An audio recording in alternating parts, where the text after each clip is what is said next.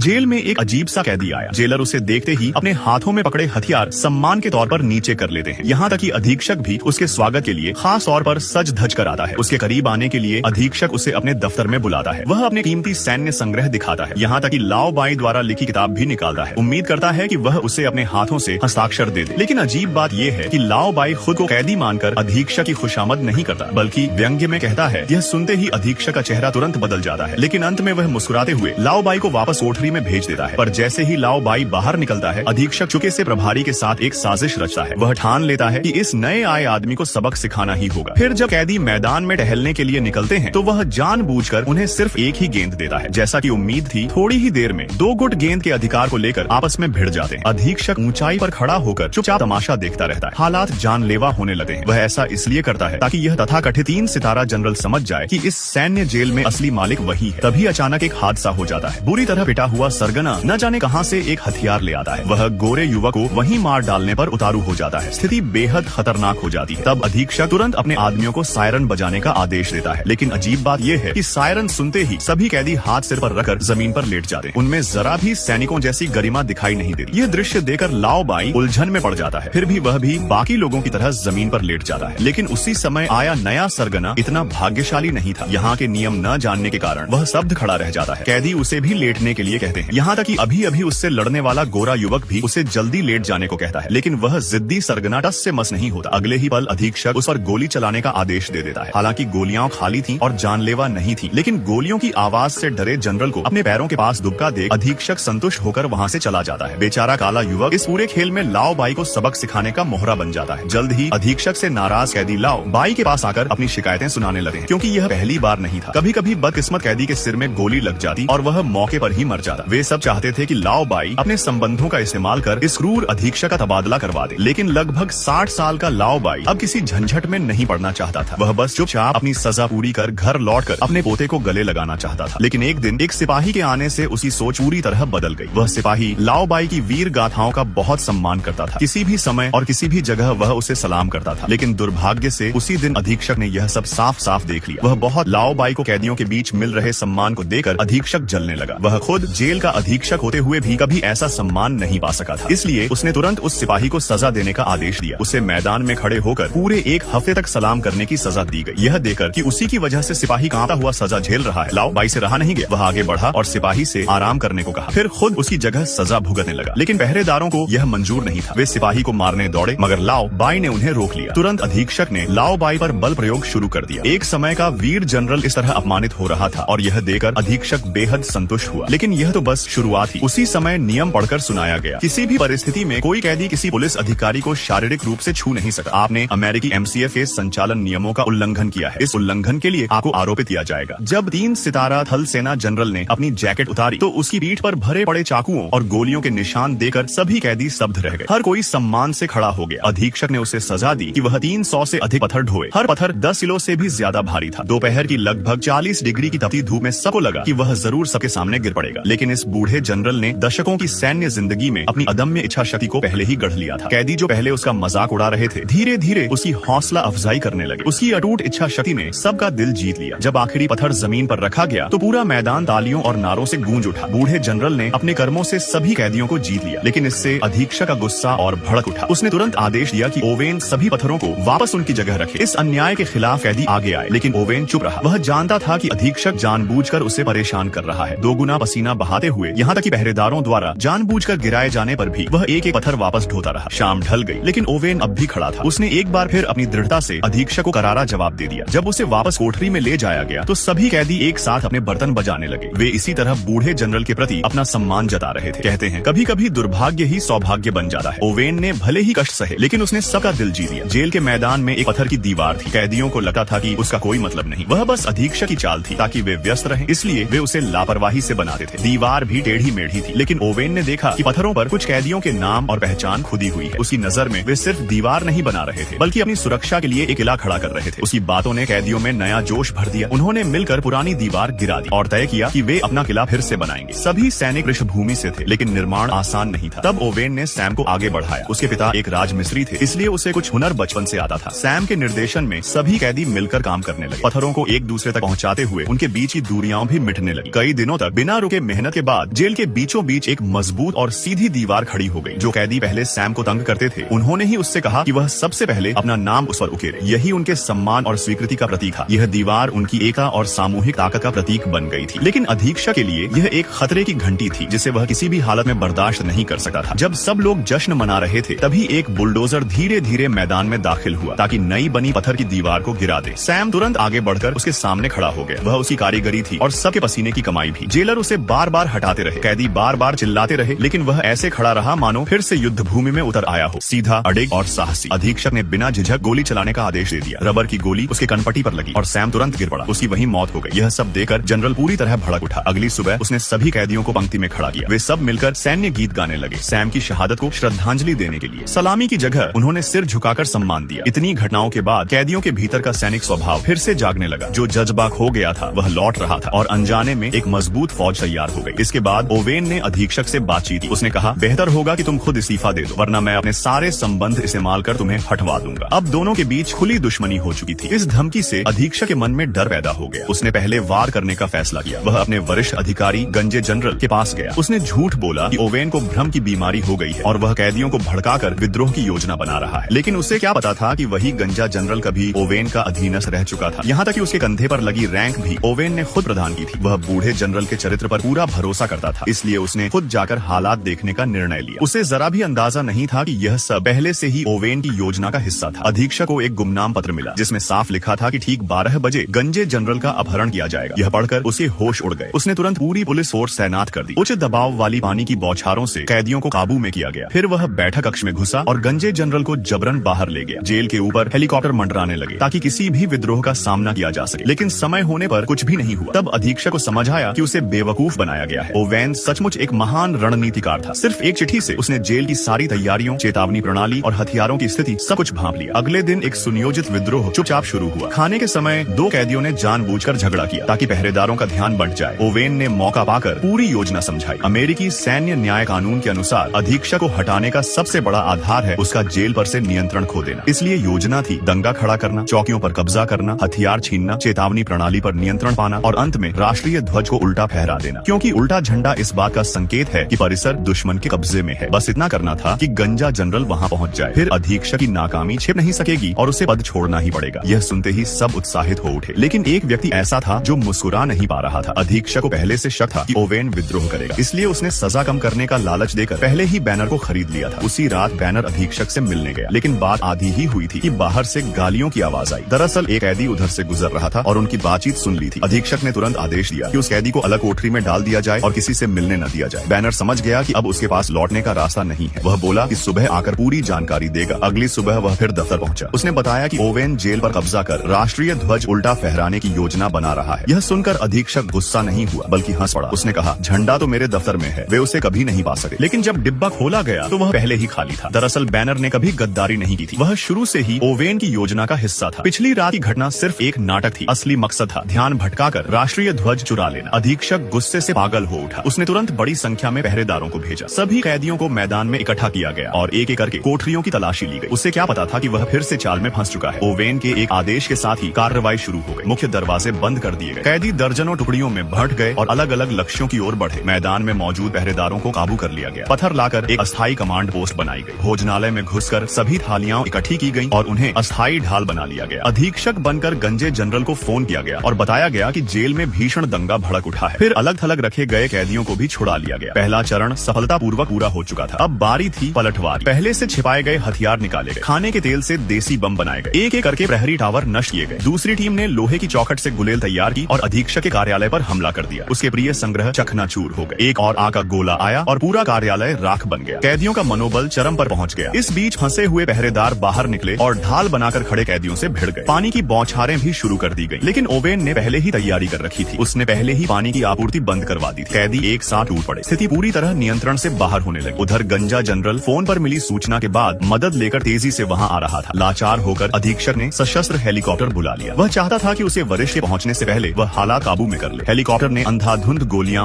बरसानी शुरू कर दी, लेकिन ओवेन के पास इसका भी जवाब था। उसने छिपाए गए लोहे के कांटे पानी की गाड़ी में फंसवा दिए। फिर पानी छोड़ा गया। कांटा सीधे हेलीकॉप्टर में जा फंसा। विशेष बल पृष्ठभूमि वाला बैनर जंजीर के सहारे ऊपर चढ़ गया। उसने एक एक घूंसे में पायलटों को काबू कर लिया और हेलीकॉप्टर पर कब्जा कर लिया। आखिर आखिरी प्रहरी टावर भी ध्वस्त कर दिया गया। अब अधीक्षक पूरी तरह असहाय था। ओवेन के आदेश पर सभी कैदी अनुशासित पंक्ति में खड़े हो गए। राष्ट्रीय ध्वज उल्टा फहराने की तैयारी हुई, लेकिन तभी अधीक्षक ने अपना आखिरी पता खेला, विशेष बल। वे ऊंची दीवारों पर तैनात थे, पूरी तरह हथियारों से लैस। सभी कैदियों को झुकना पड़ा। सिर्फ ओवेन राष्ट्रीय ध्वज हाथ में लिए दृढ़ कदमों से ध्वज दंड की ओर बढ़ा। अधीक्षक बौखला गया। उसने गोली चलाने का आदेश दिया, लेकिन कोई भी सैनिक ट्रिगर दबाने की हिम्मत नहीं जुटा सका, क्योंकि सामने खड़ा व्यक्ति कभी एक महान जनरल था और सबके दिलों में बसा था। जब किसी ने आदेश नहीं माना तो अधीक्षक ने खुद पिस्तौल उठाई और 4 गोलियां दाग दी। ओवेन ध्वजदंड के पास गिर पड़ा, लेकिन अपनी आखिरी सांसों में उसने झंडा ऊपर चढ़ा दिया। जब वह हवा में लहराने लगा तभी सबको एहसास हुआ झंडा उल्टा नहीं था, क्योंकि बूढ़ा जनरल ऐसा कभी नहीं करता। सबकी आंखें नम हो गई। सबने ओवेन को सलामी दी। वह जनरल राष्ट्रीय ध्वज की छाया में पला था और अंततः उसी ध्वज के नीचे गिरा।